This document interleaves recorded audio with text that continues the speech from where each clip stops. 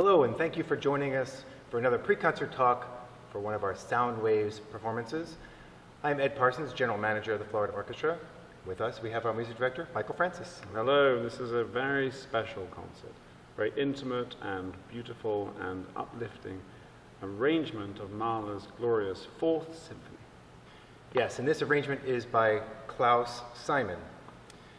Mahler's symphonies are particularly known for their grandness of scale, like the Third Symphony that clocks in over 90 minutes, or the Eighth Symphony, the Symphony of 1,000, with its huge orchestra, double chorus, boys' choir, and 8 soloists. And of his 9 completed symphonies, the fourth stands apart. It's known for its intimacy, tenderness, and chamber music-like orchestration. Of course, even a smaller Mahler symphony is a little bit too grand in scale for us to fit on the stage in the time of a pandemic. So we are going to play this very intimate version by Klaus Simon for 14 players, including a string quintet, a woodwind quintet, piano, harmonium, and 2 percussionists. Klaus Simon is a conductor, pianist, scholar, and arranger living in Freiburg, Germany. And he made this arrangement in 2007 for his orchestra, the Freiburg Chamber Orchestra. He was inspired by the early 20th century group, the Society for Musical Performances in Vienna, founded in 1918 by Arnold Schoenberg, which exclusively presented works of the 20th century. Often these works included chamber music arrangements of orchestral works by renowned composers of the day, including Bartók, Berg, Debussy, Mahler, Ravel, Strauss, and Stravinsky. Notably, Schoenberg did not allow any of his own music to be performed at these concerts, though he did do a lot of the arranging. Simon's goal was to retain Mahler's unmistakable orchestral sound as much as possible. He said, "It is my hope that this version will enable even small ensembles to perform this symphony, the one closest to chamber music in all of Mahler's oeuvre." So I think it's interesting that Schoenberg founded this society, the society which they would arrange and look at music. Of course, you couldn't just stick on a CD at those times.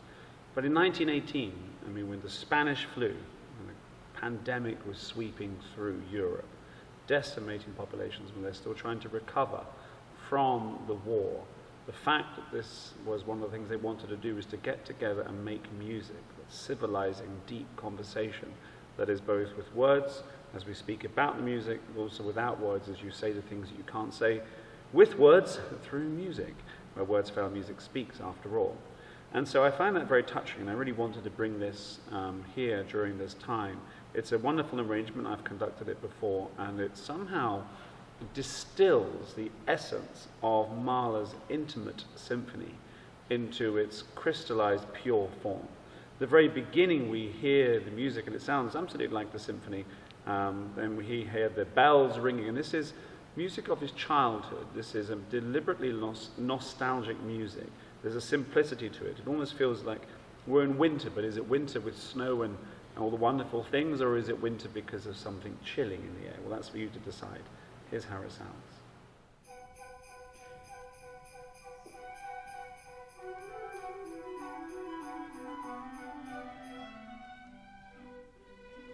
And what you're hearing there is the full orchestra version from a performance the Florida Orchestra gave about 6 or 7 years ago. And this is now the next section. So as we move out of this opening passage of music, which we have this rather simple childlike music, we move into the development section. And here you get a sense that not all is well with the world. The music has a real twist. It has a more of a macabre quality, and we find ourselves heading into dangerous waters.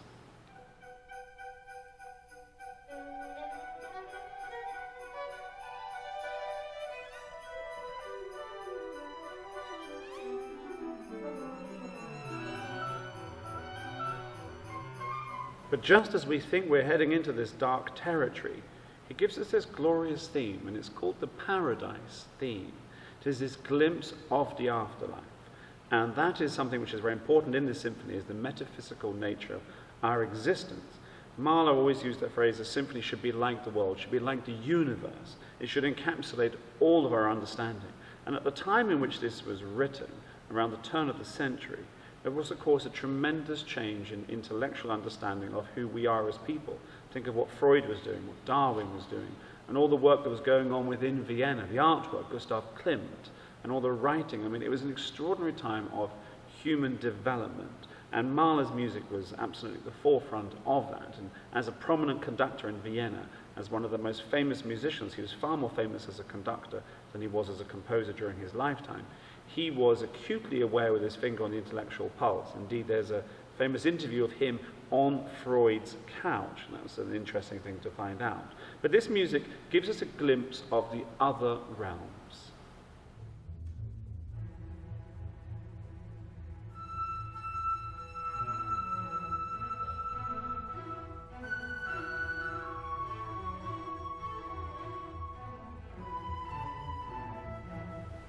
And then when we hear that paralyzed theme now given to the full orchestra, which in our case will be the full 14 players, where we have a trumpet in the orchestra, it's now given to the solo viola and the solo oboe. It feels glorious. The percussion comes in. We're in C major. This is almost an open heaven quality. But listen to it. This is a slightly longer excerpt. The music then takes this deep, dark dive back down as if Icarus went too close to the sun and had to come plunging down. There's this sense of heading into Hades with these plunge-like climaxes deep down into the bottom. And as we come out of it, you'll hear a fanfare. And that's the same fanfare you'll notice at the beginning of Mahler's Fifth Symphony. Da-da-da-dum, ba-ba-ba-bum, ba-ba-ba-beem. And that's music based upon a song called The Drummer Boy, which is a tragic tale. There's a lot of darkness in this music, but at the same time, tremendous beauty.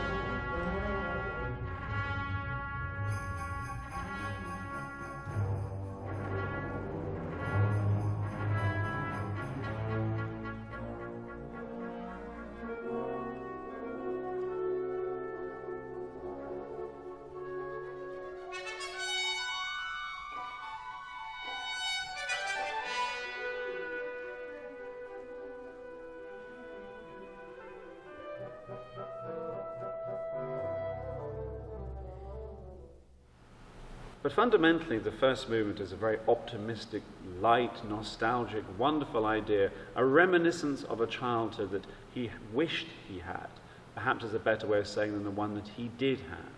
It's childhood as you would hope it would be. Beauty, toys, happiness, comfort, and something beautiful, which is a complete contrast to what we're about to hear in the second movement, the scherzo. This is something far darker. He gave a title to it, which he then ripped out, because it's very common for composers to have programmatic narratives for their symphonies, and then actually they decide, well, I'd rather than people just listen to what they want to listen to. And the title of this was Friend Death is Striking Up the Dance. And there's a famous painting by Arnold Böckling, who painted The Isle of the Dead, a Swiss painter, and it's his self-portrait. And he painted it, and then behind his head, looking quite proud, you see a skeleton, Death, playing a violin with one string into his ear. And there's a famous character in art called Freund Hein, which is friend death, or it's a euphemism for the name of death in the German language. And there's images going right back to the 13th century, carved into wood, of death dressed as who's a skeleton, taking away children from parents. Of course, childhood death was far more prevalent then than it was now. And what you'll hear is that the devil, or the darkness, or friend death, is represented by the violin. But it's a scordatura violin. Now what's that? It's a separate instrument that Jeff, our concertmaster, will play, which is tuned up a tone to make it sound brighter and harsher. And that technique is used in Paganini's violin concerto, which again, Paganini's supposedly Faustian pact with the devil to give him these great, amazing hypnotic talents and gifts of virtuosity that he had. It's also used in the piece Danse Macabre by Camille Saint-Saëns. So that you can hear it there as well. And in this case, it seems extremely creepy when it enters.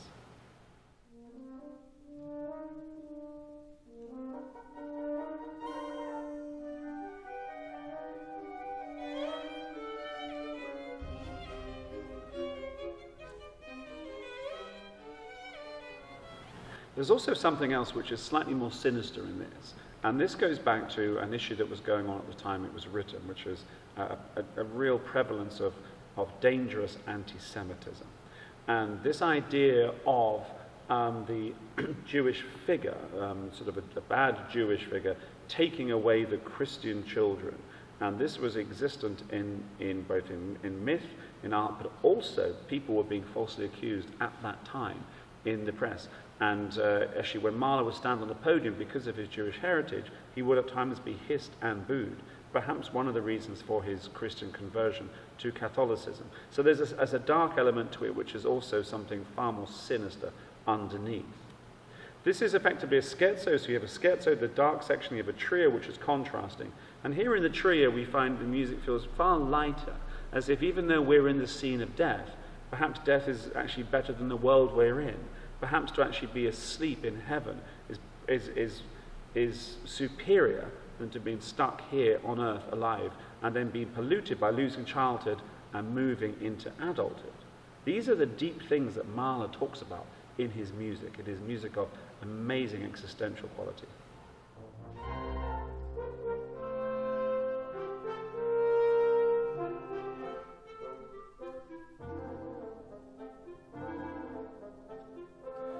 In the third movement, we enter into a totally different world. We've had childlike simplicity, then we've had a diabolical scherzo. Now we come to something which was originally called the Smiling of St Ursula. And Mahler felt that St Ursula was akin to his mother.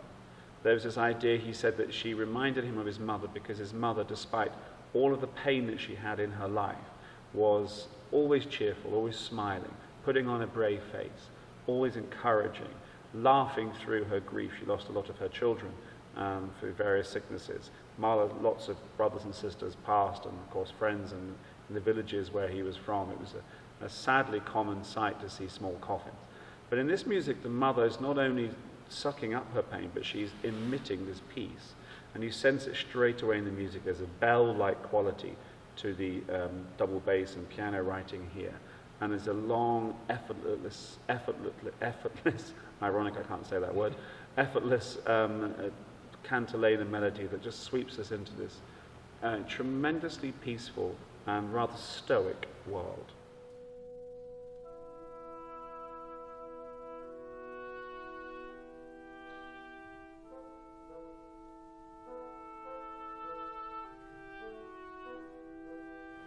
But this is the longest movement of the symphony, and we move through this passage now into a moment which we feel again like in the beginning of the section I showed earlier on in the first movement. The music gets plunged into this terrible abyss, this abyss of emotional agony, and the strings have this idea that goes dee dee, and this glissando as we sink down, as we drop into this bottom area. That no matter what we do, no matter whom we hope for peace, there's always this darkness that is there as well.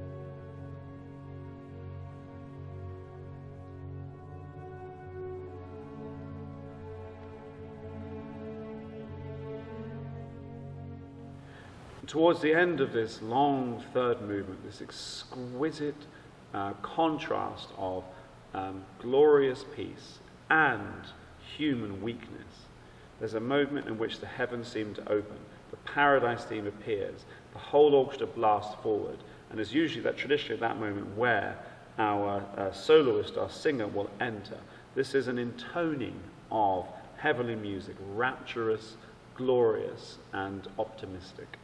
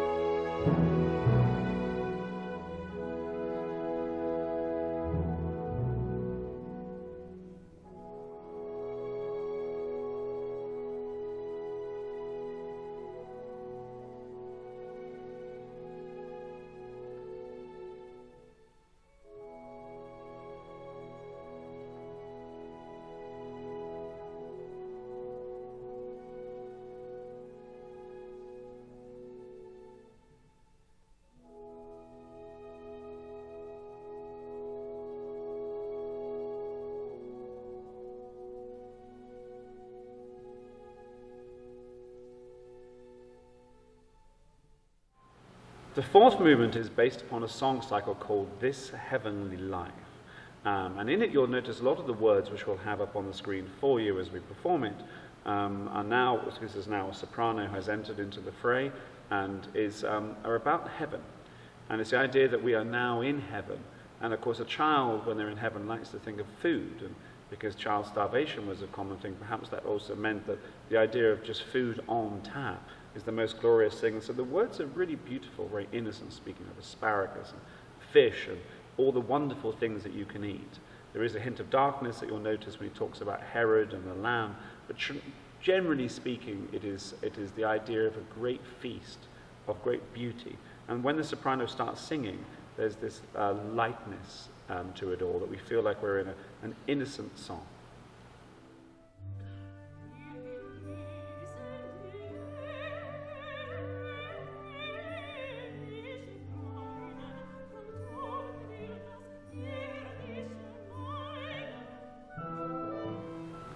And one of the things I love so much about this is that we have this idea of this beautiful song, and then Mahler puts in these great ancient cadences, this old style of music as he sings of St. Peter, or he sings of St. Ursula.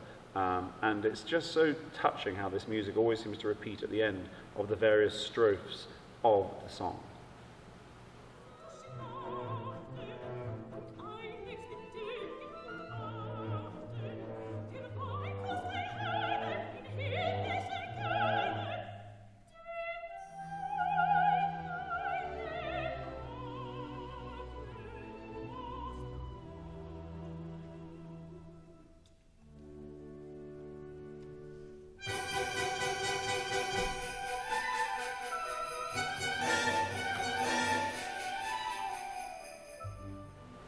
And so for Mahler, I think it was important that this is indeed a Christian sense of heaven, because as he converted from Judaism to Christianity, it's partly like Mendelssohn because of the necessity of his work and his career, and indeed just to be accepted in this very anti-Semitic society. This is music of tremendous emotion. The journey throughout this piece is so profound, forcing all of us to look at the issue, which is we all face what happens to us all in life after death, what happens after this, and what happens to children, what happens to all of us. This is the deepest possible subject matter. This is the metaphysical notion of the very essence of life. This is indeed symphony as being like the universe. And the intimacy of this arrangement with the harmonium, which is an unusual instrument you'll hear, which is like a small portable Baptist organ, that kind of sound world, with the piano, with the small percussion. It is really exquisite. Music that will make you think, but above all, music that will make you emote. You will feel this deeply in your emotions, and we're thrilled and delighted to be sharing it with you.